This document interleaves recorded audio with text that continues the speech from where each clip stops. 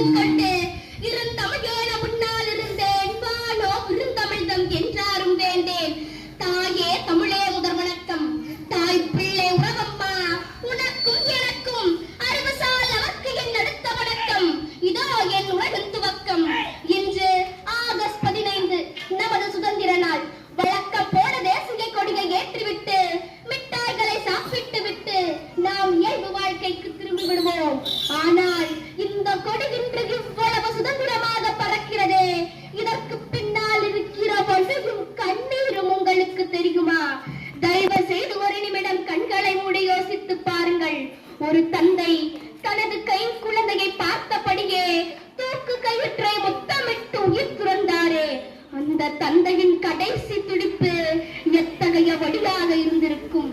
ஒரு தாயின் கண் முன்னரே அவளது இளம் மகனின் உடலை குருதுகள் மிதக்க விட்டார்களே, அந்த தாயின் அழுகுரல் இன்னும் இந்த வானத்தை எதிரொலித்துக் கொண்டுதான் இருக்கிறது.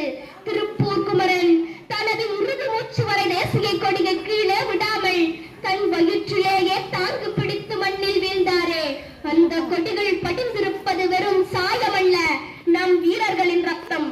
சுதந்திர காற்றை சுவாசிக்கும் நாம் அந்த தியாகிகளை எப்போதாவது நினைத்து பார்த்திருக்கிறோமா?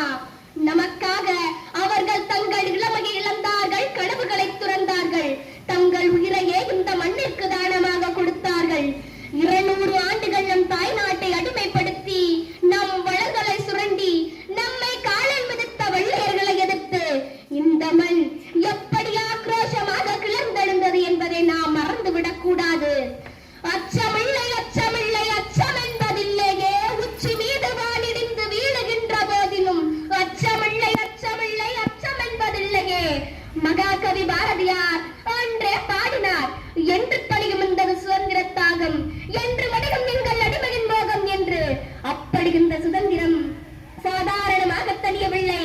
கப்பலோட்டிய தமிழன் வ.உ. சிதம்பரனார் தன் சொத்துக்களை எல்லாம் இழந்து செக்கிழித்துக்கள் உடைத்து தன் வாழ்வையே தியாகம் செய்தார்கள். வீரபாண்டிய கட்டபொம்மன் ஆங்கிலேயரின் வரிகேட்கும் அதிகாரத்தை எதிர்த்து வானம் பொழிகிறது, பூமி விளைகிறது, உனக்கேன் கொடுப்பது கிஸ்தி, எங்களோடு வயலுக்கு வந்தாயா, ஏற்றம் இறைத்தாயா, நீ பேச்சு நடுவையில் நிறைய கண்டாயா என்று சிங்கமாக கர்ஜித்து தூக்கு கயிற்றை முத்தமிட்டார். அகிம்சை ஒரு புறம் இருக்கட்டும்,